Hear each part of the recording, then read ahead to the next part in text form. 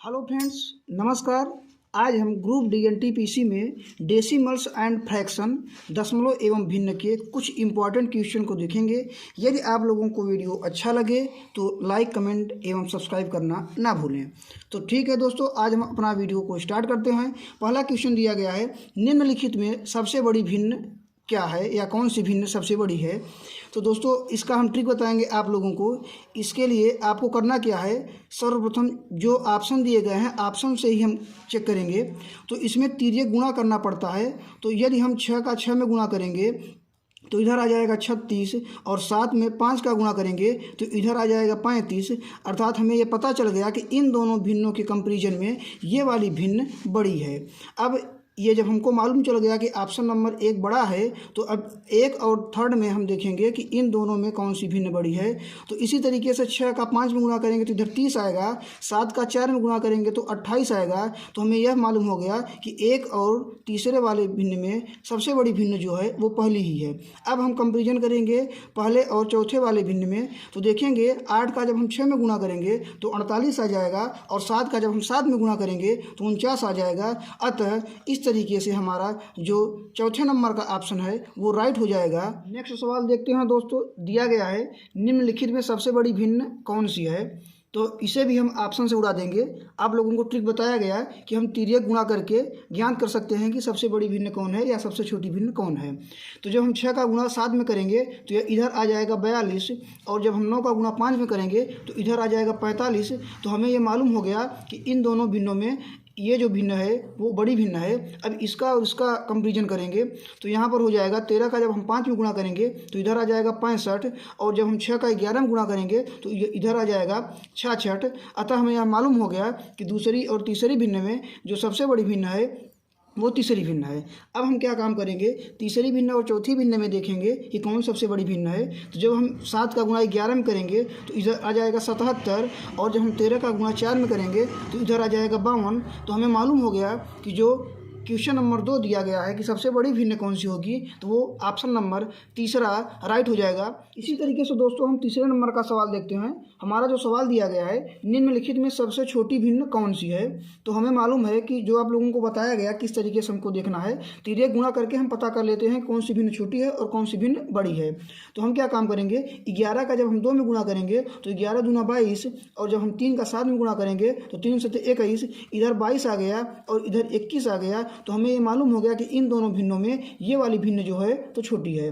अब हम क्या काम करेंगे, इस और इस दोनों ऑप्शन में देखेंगे कि कौन सी भिन्न छोटी है। जो हम 13 का गुणा 7 में करेंगे तो 13 से 91 आ जाएगा, और 11 का जब हम 9 में गुणा करेंगे तो 11 9 99 आ जाएगा। तो हमें ये मालूम हो गया कि जो दूसरे नंबर की भिन्न है 7/11, ये 9/13 से छोटी है। अब हम क्या काम करेंगे, दूसरा ऑप्शन और चौथे ऑप्शन से देखेंगे। तो जब हम 8 का गुणा 7 में करेंगे तो 8 से 56 हो जाएगा, और 11 का गुणा जब हम 5 में करेंगे तो 11 × 5 = 55 हो जाएगा। तो यहाँ पर 55 आ गया। अतः हमें मालूम हो गया कि जो सबसे छोटी भिन्न है वो ऑप्शन नंबर 4 दिया गया है, जो कि 5/8 राइट आंसर हो जाएगा। इसी तरीके से क्वेश्चन नंबर हम 4 को देखते हैं। दिया गया है, निम्नलिखित में सबसे छोटी भिन्न कौन सी है। ऑप्शन दिया गया है 7/13, 5/11, 6/7, 5/12। तो हम क्या काम करेंगे, तिर्यक गुणा करके हम पता कर लेंगे कि सबसे छोटी भिन्न कौन सी है। तो जब हम 7 का 11 में गुणा करेंगे तो 11 से 77 आ गया यहाँ पर, और जब हम 13 का 5 में गुणा करेंगे तो 13 × 5 = 65 आ गया। इसका मतलब ये हो गया कि 7/13 जो है वो 5/11 से बड़ी है, लेकिन हमको निकालना क्या है, छोटी भिन्न। तो 5/11 जो है वो छोटी आ जाएगी। अब हम क्या काम करेंगे, 5/11 और 6/7 में कंपेरिजन करेंगे। तो जब हम 7 का 5 में गुणा करते हैं तो 7 × 5 = 35 आ गया, और 11 का जब हम 6 में गुणा करते हैं तो 11 × 6 = 66 आ गया। इसका मतलब यह हो गया कि 5/11 और 6/7 में जो है तो 5/11 छोटी भिन्न है। अब हम क्या काम करेंगे, 5/11 और 5/12 में देखेंगे फोर्थ ऑप्शन में कि कौन सी भिन्न जो है तो छोटी है। जब हम 12 का 5 में गुणा करते हैं तो 12 × 5 = 60 आ गया, और जब हम 11 का 5 में गुणा करते हैं तो 11 × 5 = 55 आ गया। अतः हमें मालूम हो गया कि जो 5/12 है वो ऑप्शन नंबर 4 में दिया गया है, जो कि राइट आंसर हो जाएगा। इसी तरीके से क्वेश्चन नंबर 5 को देखते हैं। दिया गया है, निम्नलिखित भिन्नों को अवरोही क्रम में लिखिए। दिया गया है भिन्न 3/5, 7/9, 11/13। हमसे पूछा क्या गया है, अवरोही क्रम में लिखिए। अवरोही क्रम का मतलब क्या होता है, घटते हुए क्रम में। अवरोही क्रम का मतलब होता है घटते हुए क्रम में। तो हमको करना क्या है, मालूम है कि घटते हुए क्रम में सबसे पहले जो है तो बड़ी भिन्न आ जाएगी और उसके बाद जो है तो सबसे बाद में क्या आएगी, छोटी भिन्न आएगी। तो हम क्या काम करेंगे, इन तीनों में सबसे पहले छोटी भिन्न ज्ञात कर लेंगे, उसके बाद सबसे बड़ी भिन्न ज्ञात कर लेंगे। जिस ऑप्शन में सबसे पहले बड़ी भिन्न दिया रहेगा उसके बाद सबसे बाद में जो है तो छोटी भिन्न दिया रहेगा, वो हमारा राइट आंसर हो जाएगा। तो हम देखते हैं, जब हम 9 का 3 में गुणा करते हैं तो 9 त्रिक 27 इधर आ गया, और जब हम 5 का 7 में गुणा करते हैं तो 7 बजे 35 आ गया। तो हमें ये मालूम हो गया कि 3/5 जो है वो इसकी अपेक्षा छोटी भिन्न है। अब हम 3/5 का 11/13 में गुणा करेंगे तो ये आ जाएगा 13 तिया 39, और 5 का जब हम 11 में गुणा करेंगे तो 11×5 55, इधर 55 आ गया, इधर 39 आ गया। तो हमें ये मालूम हो गया कि जो 3/5 वाली भिन्न है वो क्या है, सबसे छोटी भिन्न है। घटते हुए क्रम में लिखना है तो हमें मालूम है कि छोटी भिन्न जो है तुम्हारी वो लास्ट में होनी चाहिए। तो 3/5 जिस ऑप्शन में लास्ट में दिया जाएगा वही मेरा राइट आंसर हो जाएगा।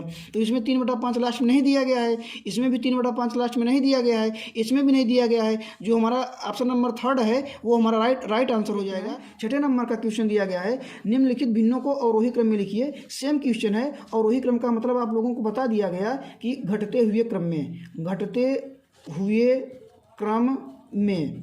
घटते हुए क्रम का मतलब हमें मालूम हो गया कि जो हमारा भिन्न होना चाहिए उसमें सबसे पहले बड़ी भिन्न होनी चाहिए, उससे फिर छोटी, फिर उससे छोटी, इस तरीके से होना चाहिए। तो हमें यहाँ पर भी पता कर लेना है कि सबसे छोटी भिन्न कौन है या सबसे बड़ी भिन्न कौन है। तो जब हम 7 का 1 में गुणा करेंगे तो 7 × 7 आ गया, यहाँ पर 3 का 4 में गुणा करेंगे तो 3 × 12 आ गया। तो हमें ये मालूम हो गया कि इन दोनों भिन्नों के कंपेरिजन में ये वाली भिन्न जो है 1/3 जो है वो छोटी है। अब इसमें और इसमें कंपेरिजन करेंगे तो 5 का जब हम 1 में गुणा करेंगे तो 5 एक कम कितना हो जाएगा, 5, और 3 दूनी 6। तो हमें मालूम हो गया कि जो भिन्न है वो 1/3 सबसे छोटी भिन्न है। अब हमको करना क्या है, अवरोही क्रम में लिखना था। तो अवरोही क्रम के लिखने के लिए हमें मालूम होना चाहिए कि जो 1/3 होना चाहिए वो लास्ट में होना चाहिए। तो हम देखें कि 1/3 किस ऑप्शन में लास्ट में दिया गया है। तो यहाँ पे देखेंगे 2/5 दिया गया है, ये ऑप्शन गलत हो जाएगा। यहाँ पर देखेंगे 1/3 हाँ दिया गया है, ये ऑप्शन हो सकता है, क्लियर नहीं है अभी, हो सकता है। तो चलिए इसे हम मान सकते हैं हाँ ये हो सकता है। इसी तरीके से ऑप्शन नंबर 3 देखेंगे, इसमें भी दिया गया है 1/3, इसका मतलब ये है कि ये भी हो सकता है, अभी क्लियर नहीं है। और चौथे नंबर का ऑप्शन देखते हैं तो इसमें 4/7 दिया गया है, इसका मतलब ये ऑप्शन गलत हो गया। तो हमें ये मालूम हो गया कि इन तीनों भिन्नों में सबसे छोटी जो भिन्न है वो 1/3 है। फिर से हम देख सकते हैं 7 × 7, 3 × 12, ये बड़ा आ गया। अब इसमें 5 × 5, 3 दूनी 6। तो हमें मालूम हो गया कि ये सबसे छोटी भिन्न है, इन दोनों ऑप्शन में दिया गया है। अब हमको जो है सबसे बड़ी भिन्न देखना है। तो 7 × 7, 4 × 3 12, ये बड़ी भिन्न दिख गई।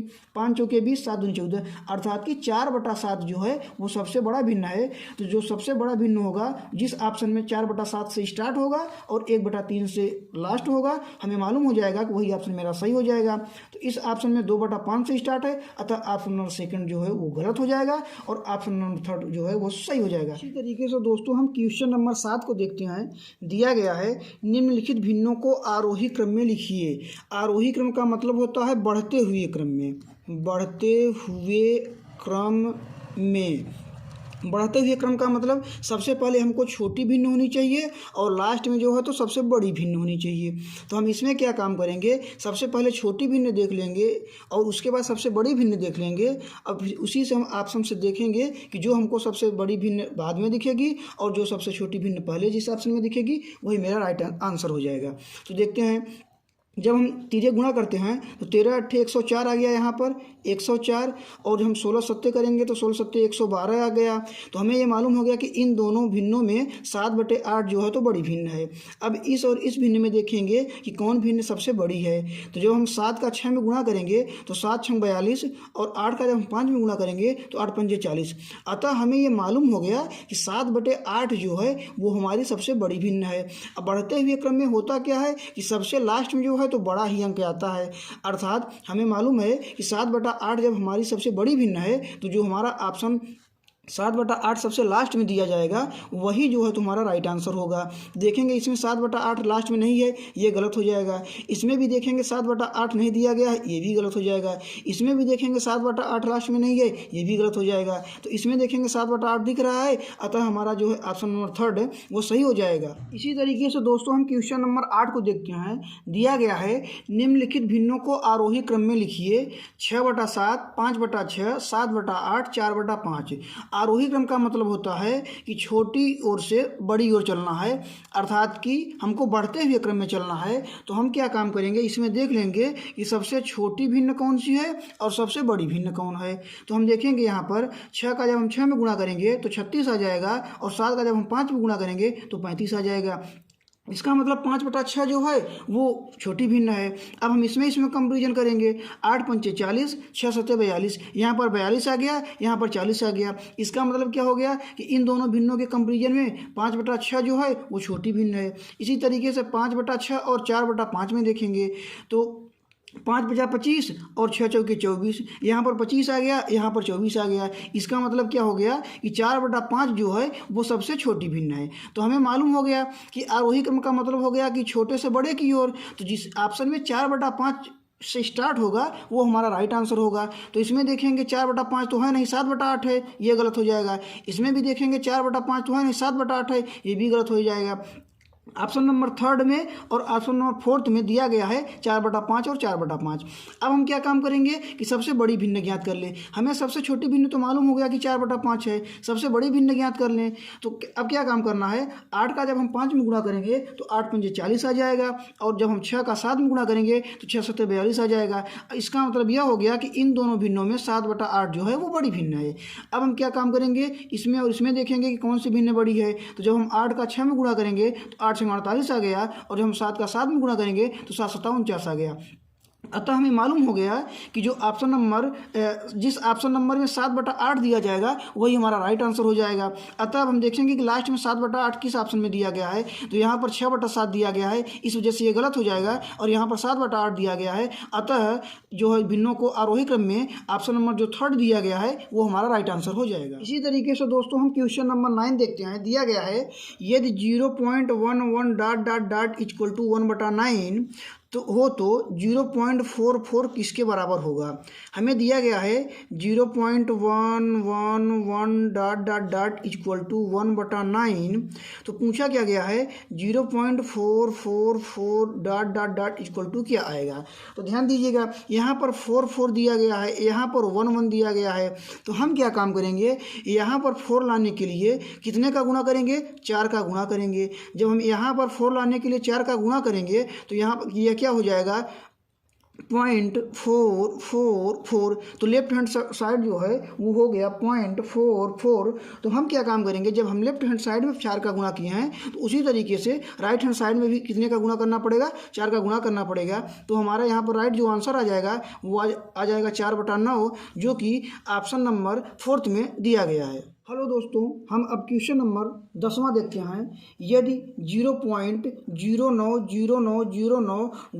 बराबर 1/11 हो तब 0.454545 ... किसके बराबर होगा।